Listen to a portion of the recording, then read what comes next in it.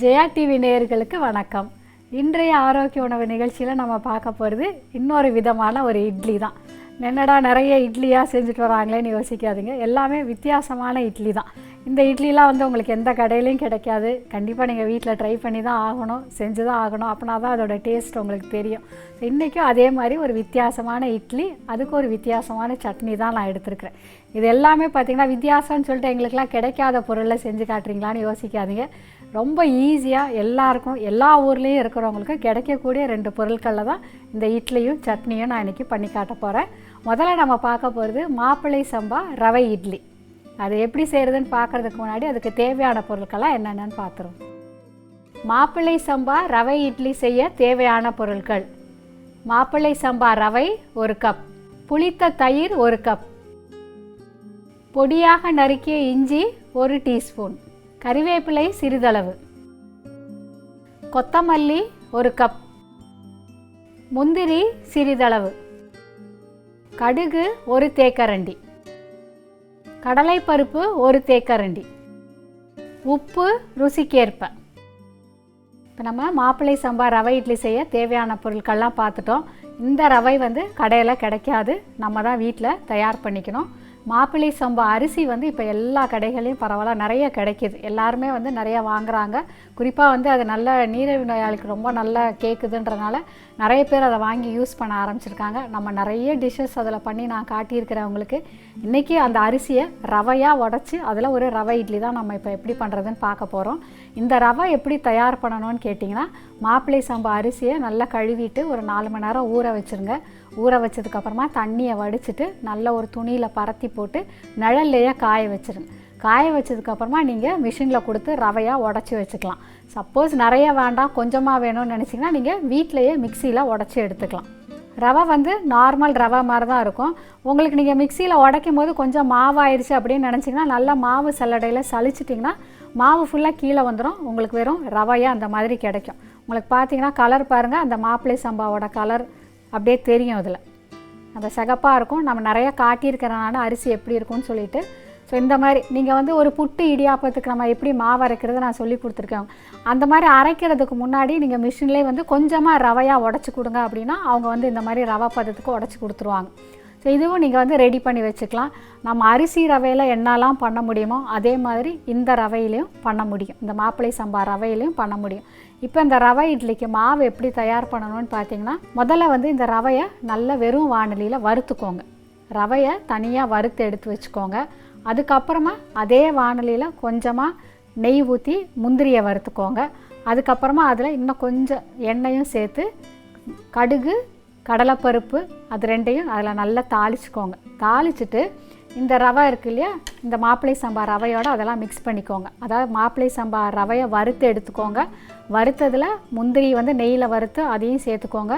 கொஞ்சம் எண்ணெய் ஊற்றி கடுகு கடலைப்பருப்பும் தாளித்து அதோட சேர்த்துக்கோங்க. சேர்த்து நல்லா பெசரிக்கோங்க.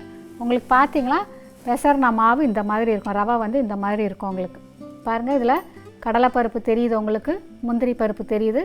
நம்ம நெய்யும் எண்ணெயும் சேர்த்து வதக்குறனால இந்த மாதிரி கலரில் வந்துடும் உங்களுக்கு மாப்பிள்ளை சம்பா. இந்த ரவை இப்படி பண்ணுறது பார்த்திங்கன்னா இது எல்லா ரவைக்குமே இந்த மாதிரி தான் பண்ணேன். இந்த ஒரு ரவை இட்லி பண்ணுறதா இருந்தாலும் நீங்கள் இந்த மாதிரி தயார் பண்ணி வச்சுக்கோங்க. உடனடியாக வேணும்னா இந்த மாதிரி சரி ரெடி பண்ணிவிட்டு அப்படியே நீங்கள் மாவு கரைச்சி பண்ணலாம்.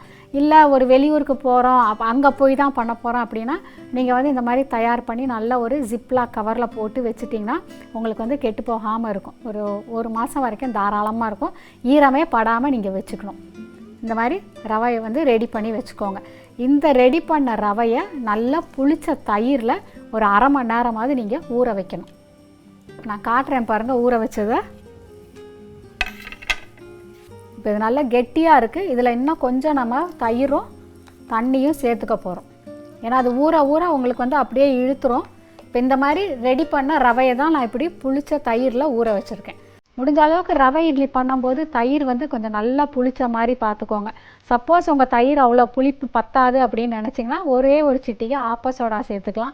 இல்லைனா அந்த ஈனோ ஃப்ரூட் சால்ட்டுன்னு சொல்லுவாங்க, அது நீங்கள் இட்லி ஊற்றுறதுக்கு முன்னாடி ஒரே ஒரு பிஞ்சு சேர்த்துக்கலாம். ஆனால் தயிர் புளிச்சிருந்தால் நீங்கள் இது எதுவுமே சேர்க்கவே வேண்டாங்க. இந்த மாதிரி மாவு ரெடி பண்ணதுக்கு அப்புறமா இதில் நம்ம இப்போ இன்னும் கொஞ்சம் தயிர் சேர்த்துக்க போகிறோம்.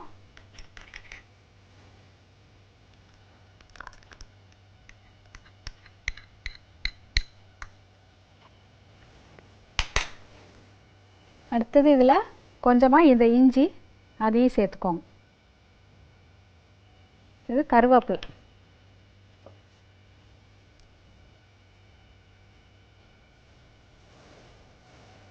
கொஞ்சம் கொத்தமல்லி.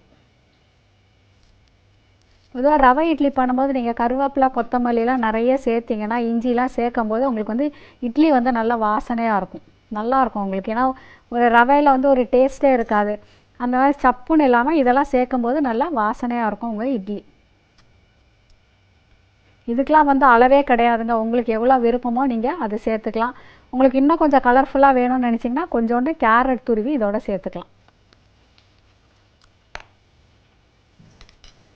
நான் ஏற்கனவே இதில் உப்பு போட்டு கலந்துட்டேன், அதனால் திரும்ப உப்பு வேண்டாம்.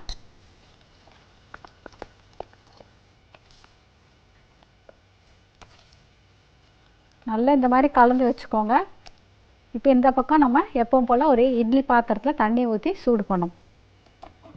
இப்போ நம்ம இட்லி பாத்திரத்தில் தண்ணி நல்லா சூடாயிருச்சு. இப்போ நம்ம எப்பவும் போல் இட்லி தட்டில் எண்ணெய் தடவி வச்சுருக்கேன் நான். அதில் இந்த மாவை ஊற்ற போகிறோம். கொஞ்சம் கெட்டியாக இருக்க மாதிரி நினச்சிங்கன்னா கொஞ்சம் தண்ணி சேர்த்துக்கலாம் நீங்கள். ரவையை வந்து நீங்கள் முதல்ல நல்லா வறுத்துக்கணும் வெறும் வாணலியில். அதே மாதிரி நல்லா புளிச்ச தயிர் சேர்த்து ஒரு அரை மணி நேரமாவது ஊற வச்சிங்கன்னா உங்களுக்கு வந்து ரவை இட்லி நல்லா வரும். இல்லைனா என்ன ஆகும்னா கொஞ்சம் கல்லுக்கன்னா அப்படியே கனமாக இருக்க மாதிரி இருக்கும் உங்களுக்கு. இதோ கல் மாதிரி இருக்குன்னு சொல்லுவாங்க இல்லைங்களா, அந்த மாதிரி இருக்கும். அதனால் முடிஞ்ச அளவுக்கு புளிச்ச தயிர் சேர்த்துக்கோங்க. அப்படி இல்லாத பட்சத்தில் ஒரே ஒரு சிட்டிகை ஆப்ப சோடா சேர்த்துக்கலாம். என்றைக்கோ ஒரு நாளுங்கும் போது சேர்த்துக்கலாம், பட் தினப்படி சேர்த்துறாதீங்க.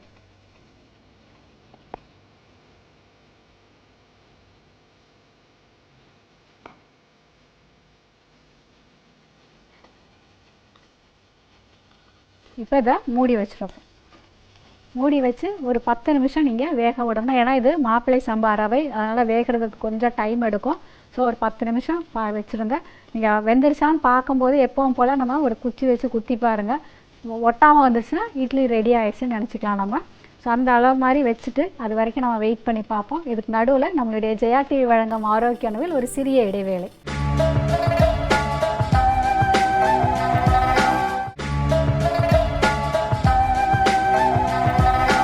Welcome back to Jaya TV வழங்கும் ஆரோக்கிய உணவு. பிரேக்குக்கு முன்னாடி நம்ம மாப்பிள்ளை சம்பா ரவையை இட்லியாக ஊற்றணும். இங்கே பாருங்கள் நல்லா வெந்துருச்சு. இதை எடுத்து நம்ம ஆற வைக்கணும் கொஞ்சம்.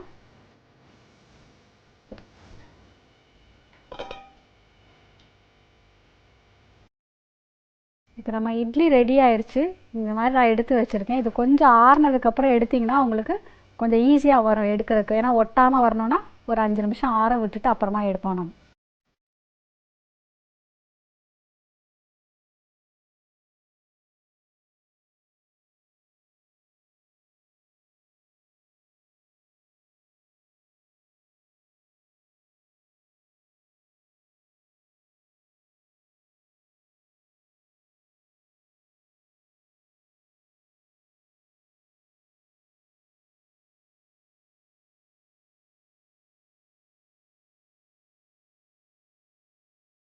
நம்மளுடைய மாப்பிள்ளை சம்பா ரவை இட்லி தயாராகிடுச்சு. மாப்பிள்ளை சம்பாவோட குட் குவாலிட்டிஸ், அதாவது அதில் இருக்க ஆரோக்கியம் பற்றி, அதில் இருக்க சத்துக்கள் பற்றி நிறைய நம்ம சொல்லிட்டோம். நிறைய பேர் எல்லோரும் இப்போ நல்லா சாப்பிட ஆரம்பிச்சிட்டிங்க. ஸோ ஒரு வித்தியாசமாக அதை ரவையாக ஆக்கி அதில் ஒரு இட்லி பண்ண முடியுன்றதை நான் இன்றைக்கி உங்களுக்கு காட்டியிருக்கிறேன். இப்போ இதுக்கு ஒரு சைட் டிஷ் வேணும் இல்லையா? எப்போ நார்மல் சட்னியிலேருந்து ஒரு வித்தியாசமான சட்னி. இன்றைக்கி நம்ம பார்க்க போகிற சட்னி பசலைக்கீரை சட்னி. பசலைக்கீரை எல்லா இடத்துலையும் ரொம்ப ஈஸியாக கிடைக்கக்கூடியது. யாரும் வந்து கஷ்டப்பட்டு வாங்கணும்னு அவசியமே கிடையாது. எளிதாக எல்லா இடத்துலையும் விளையக்கூடியது வேறு. வீட்டில் ஒரு சின்ன ஒரு துண்டு வச்சிங்கனாலே போதும், உங்களுக்கு பசலைக்கீரை நல்லா கொடி மாதிரி வந்துடும். ஸோ அந்த பசலைக்கீரை வச்சு ஒரு சட்னி தான் எப்படி பண்ணுறதுன்னு பார்க்க போகிறோம்.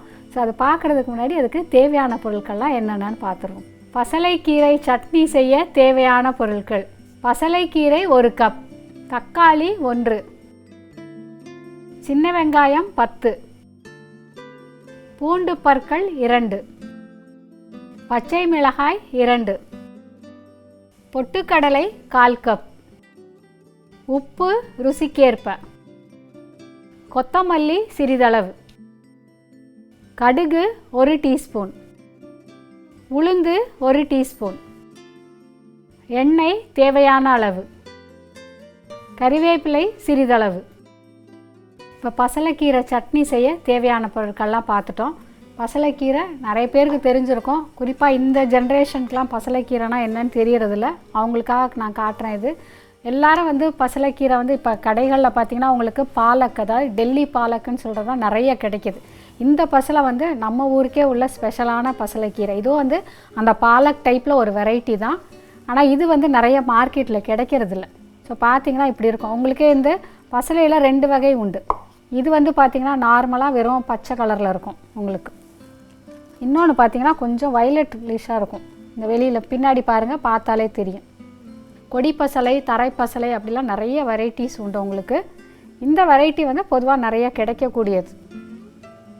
உங்களுக்கு பார்த்தாலே தெரியும் பாருங்கள். இதுவும் நல்லா எப்படி இருக்குன்ட்டு அந்த ரோஸ் கலர் நல்லா தெரியும் அதில். இப்போ இதை வந்து நம்ம சட்னியாக பண்ண போகிறோம். இப்போ இந்த பக்கம் வாணலி வச்சுட்டேன். அதில் கொஞ்சம் எண்ணெய் ஊற்றிக்கோங்க.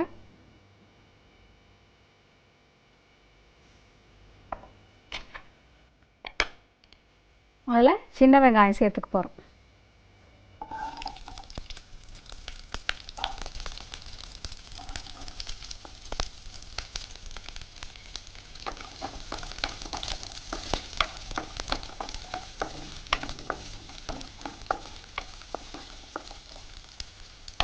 ஒரு தக்காளி.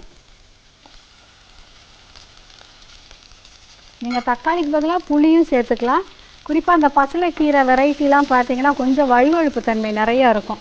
அதனால் வந்து தக்காளி சேர்த்து அரைக்கும் போது கொஞ்சம் நல்லா கன்சிஸ்டன்சி வந்து கொஞ்சம் நல்லா கிடைக்கும் உங்களுக்கு. சட்னி வந்து கொஞ்சம் நல்லாயிருக்கும். அதுக்காக தான் தக்காளி சேர்த்துருக்கேன்.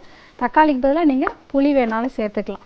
இந்த சீசனில் தக்காளி வேறு ரொம்ப மலிவாக கிடைக்கிறதுனால நம்ம முடிஞ்ச அளவுக்கு தக்காளி நிறைய யூஸ் பண்ணலாம். இப்போ இதில் பூண்டு சேர்த்துக்கோங்க, பச்சை மிளகாய் சேர்த்துக்கோங்க, கொஞ்சமாக கொத்தமல்லி.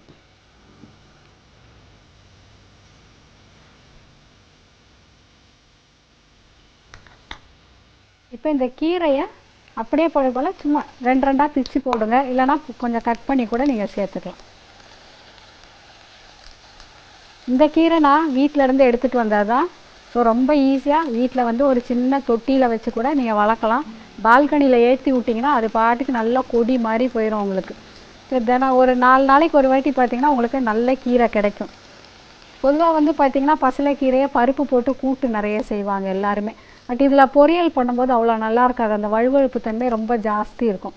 இந்த கீரையை வந்து பார்த்திங்கன்னா இந்த மாதிரி சட்னி பண்ணுறது மாதிரி இன்னொரு விதமாக என்ன பண்ணலான்னு பார்த்திங்கன்னா கொஞ்சமாக இந்த கீரை, ஒரு தக்காளி, வெங்காயம், இஞ்சி பூண்டு போட்டு நல்லா கொதிக்க விட்டுட்டு அதுக்கப்புறமா அதை ஆற வச்சுட்டு மிக்சியில் அரைச்சி சூப் மாதிரி நீங்கள் இந்த கீரையை குடிக்கலாம். இது வந்து ரொம்ப நல்லது. அந்த கீரையில் வந்து அவ்வளோ சத்துக்கள் நிறைய பசலைக்கீரை. அதனால் அது சூப்புக்கு வந்து பார்த்திங்கன்னா உங்களுக்கு ஒரு 5-6 இலை இருந்தால் போதும். ஒரு 3 பேர் தாராளமாக சூப் குடிச்சிடலாம்.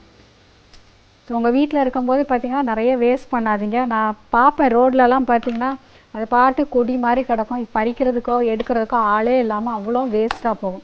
ஸோ நான் வேஸ்ட் பண்ணாமல் இந்த கீரையை வந்து நிறைய விதமாக நீங்கள் யூஸ் பண்ணலாம்.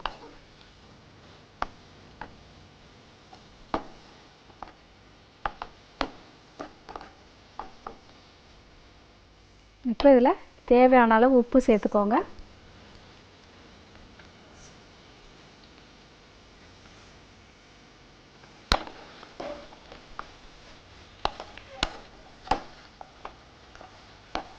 இப்போ இந்த பொட்டுக்கடலை வந்து உங்களுக்கு விருப்பம் இருந்தால் நீங்கள் சேர்த்துக்கோங்க. வேண்டான்னு நினச்சிங்கன்னா விட்டுறலாம். பொட்டுக்கடலைக்கு பதிலாக கொஞ்சம் வேர்க்கடலையும் நீங்கள் சேர்த்துக்கலாம். அப்படி இல்லை இது கூட வேறு என்னெல்லாம் சேர்க்கலாம் அப்படின்னு பார்த்தீங்கன்னா லேசாக கொஞ்சம் கொள்ளு வறுத்து சேர்த்துக்கலாம். நீங்கள் இல்லைனா எள்ளு வறுத்து இதோட சேர்த்துக்கலாம். அதெல்லாம் சேர்த்து அரைக்கும் போது வந்து சட்னி வந்து கொஞ்சம் நல்லா திக்காக கிடைக்கும் உங்களுக்கு. சிலருக்கு பார்த்திங்கன்னா அந்த மாதிரி திக்காக இருந்தால் பிடிக்கும், சிலருக்கு கொஞ்சம் தண்ணியாக பிடிக்கும். ஸோ உங்கள் விருப்பத்துக்கு தகுந்த மாதிரி நீங்கள் இதெல்லாம் சேர்த்துக்கலாம். நீங்கள் ஸோ ஒன்று சேர்க்கும் போது நான் எப்போவுமே சொல்கிற மாதிரி தான் டேஸ்ட் வந்து ரொம்ப டிஃப்ரெண்ட்டாக கிடைக்கும். எள்ளு சேர்த்திங்கன்னா ஒரு ஸ்மெல்லில் கிடைக்கும்.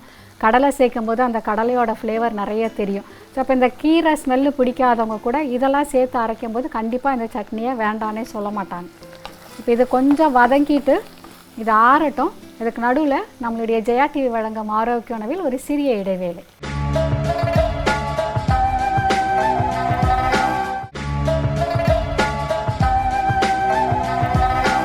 Welcome back to Jaya TV வழங்கும் ஆரோக்கிய உணவு. பிரேக்குக்கு முன்னாடி நம்ம பசலைக்கீரை நல்லா வதக்கலாம் பாருங்கள். அதோட தக்காளி, சின்ன வெங்காயம், பூண்டு, பச்சை மிளகாய் எல்லாம் சேர்த்தேன். தேவையான அளவு உப்பு போட்டிருக்கேன், கொத்தமல்லி சேர்த்துருக்கேன். இப்போ இதை நல்லா ஆற வச்சாச்சு. இப்போ இதை எடுத்து நம்ம மிக்சியில் சட்னியாக அரைக்க போகிறோம். இதில் பொட்டுக்கடலை சேர்க்கும் போது நீங்கள் அதை வந்து வதக்கணும்னு, அதாவது வறுக்கணும்னு அவசியம் இல்லை. இதே நீங்கள் எள்ளு இல்லை கொள்ளு, வேர்க்கடலை சேர்த்திங்கன்னா லேசாக வறுத்துக்கோங்க. அது அப்படியே பச்சையாக போடாதீங்க, வறுத்து அதோட சேர்த்துக்கோங்க. இப்போ இதோட கொஞ்சம் பொட்டுக்கடலை சேர்த்துக்கலாம்.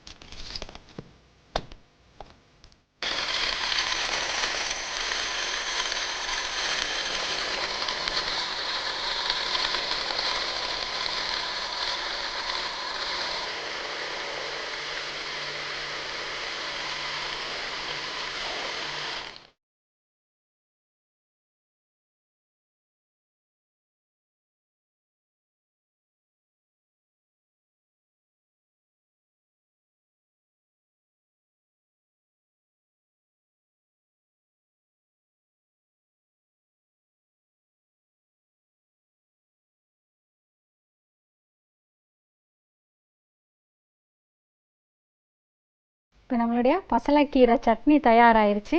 எல்லா சட்னிக்கும் பண்ணுற மாதிரி இதுக்கும் ஒரு தாளிப்பு பண்ணிடுவோம். இப்போ அதில் கொஞ்சமாக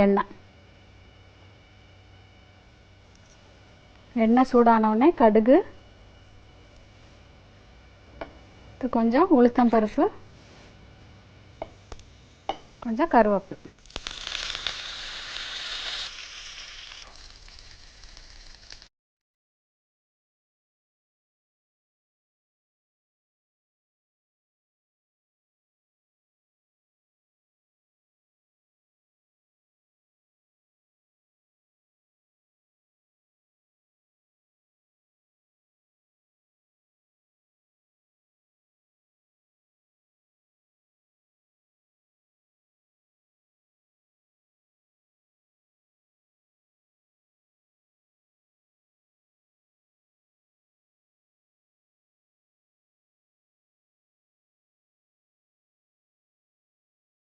நம்மளுடைய பசலைக்கீரை சட்னி தயாராகிருச்சு. பசலைக்கீரை, அதாவது இந்த கொடி பசலை எல்லா இடத்துலையும் ரொம்ப எளிதாக கிடைக்கக்கூடியது. கண்டிப்பாக எல்லோரும் இந்த சட்னியை ட்ரை பண்ணி பாருங்கள். ஏன்னா இது ஃபஸ்ட்டு டைம் செய்யும் போது இது எவ்வளோ டேஸ்ட்டாக இருக்கும் நான் நினச்சி கூட பார்க்கல. கொஞ்சம் நல்லா இருந்ததுன்னு எல்லோரும் சொன்னோடனே தான் சரி நம்ம ஷோவில் பண்ணி காட்டுவோன்னு இன்றைக்கி நான் எடுத்தேன். அதுவும் இந்த இட்லியுமே பார்த்திங்கன்னா கொஞ்சம் வித்தியாசமாக இருந்தது. சாப்பிடும்போதே வந்து கொஞ்சம் டேஸ்ட் வித்தியாசமாக இருந்தது. குறிப்பாக மாப்பிள்ளை சம்பாவை நிறையா நம்ம உணவில் சேர்த்துக்கணும். ஏன்னா இந்த டயபெட்டிஸ்காரங்களாமே எப்போ பாரு ஒரே டிஷ்ஷை சாப்பிட்டு போர் அடிச்சு போச்சு, கொஞ்சம் நாக்குக்கு வித்தியாசமாக வேணும், நிறைய எங்களுக்கும் சொல்லிக் கொடுங்கன்னு சொன்னதுனால நான் இன்றைக்கி இந்த இட்லி பண்ணேன். இதுவும் ட்ரை பண்ணி பார்க்கும்போது ரொம்ப நல்லா வந்தது இந்த இட்லியுமே. நீங்கள் இதில் நான் சொன்ன மாதிரி நல்லா கருவேப்பிலை, கொத்தமல்லி, இஞ்சிலாம் சேர்த்து பண்ணும்போது நல்லா வாசனையாகவும் இருக்குது. அது இட்லியும் வந்து சாப்பிட்றதுக்குமே ரொம்ப நல்லா இருந்தது. ஸோ அதுக்கு வைக்கிற சைட் டிஷ்ஷும் நிறைய விதவிதமாக சட்னி நான் சொல்லி கொடுத்துருக்கேன். எந்த ஒரு சட்னி உங்களுக்கு முடியுமோ அதை நீங்கள் தாராளமாக செஞ்சுக்கலாம். ஸோ 2 டிஷ் நம்ம இன்றைக்கி பார்த்துருக்கோம். இது ரெண்டும் எப்படி பண்ணுறதுன்னு ஒரு சின்ன ரீகேப் பார்த்துடலாம். மாப்பிள்ளை சம்பா ரவை இட்லி எப்படி பண்ணுறதுன்னு ஒரு சின்ன ரீகேப் பார்த்துடலாம். மாப்பிள்ளை சம்பா ரவை ரெடி பண்ணிக்கோங்க. ஒரு வாணலியில், நல்லா வெறும் வாணலியில் இந்த ரவையை நல்லா வறுத்து தனியாக வச்சுக்கோங்க. இப்போ இந்த ரெடி பண்ண வறுத்த ரவையோட நல்லா புளிச்ச தயிரும் சேர்த்து நல்லா கெட்டியாக பிசைஞ்சுக்கோங்க. அது தேவையான அளவு உப்பும் போட்டுக்கோங்க. அதுக்கப்புறமா நீங்கள் இட்லி ஊற்றுறதுக்கு முன்னாடி இன்னும் கொஞ்சம் தண்ணியும் தயிரோ சேர்த்து நல்லா இட்லி மாவு பதத்துக்கு கொண்டு வந்துட்டு அதில் பொடியாக நறுக்கின இஞ்சி, கருவேப்பிலை, கொத்தமல்லி எல்லாம் சேர்த்து மாவு ரெடி பண்ணி இட்லி தட்டில் எப்பவும் போல் மாவு ஊற்றி ஒரு 7லேருந்து 10 நிமிஷம் வேக வச்சு எடுத்திங்கன்னா உங்களுடைய மாப்பிள்ளை சம்பா ரவை இட்லி தயார்.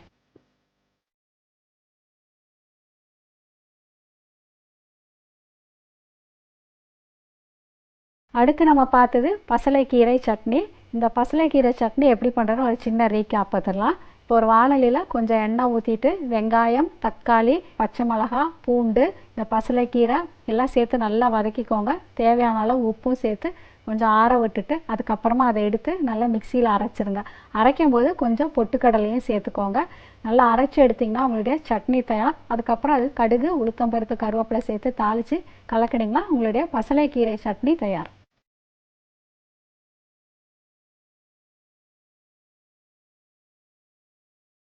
இன்றைக்கி நம்ம 2 டிஷ் வித்தியாசமாக பார்த்தோம். ஒன்று வந்து மாப்பிள்ளை சம்பா ரவை வச்சு ஒரு இட்லி, அதுக்கப்புறம் எல்லாருக்கும் எளிதாக கிடைக்கக்கூடிய பசலைக்கீரை வச்சு ஒரு சட்னி பண்ணணும்.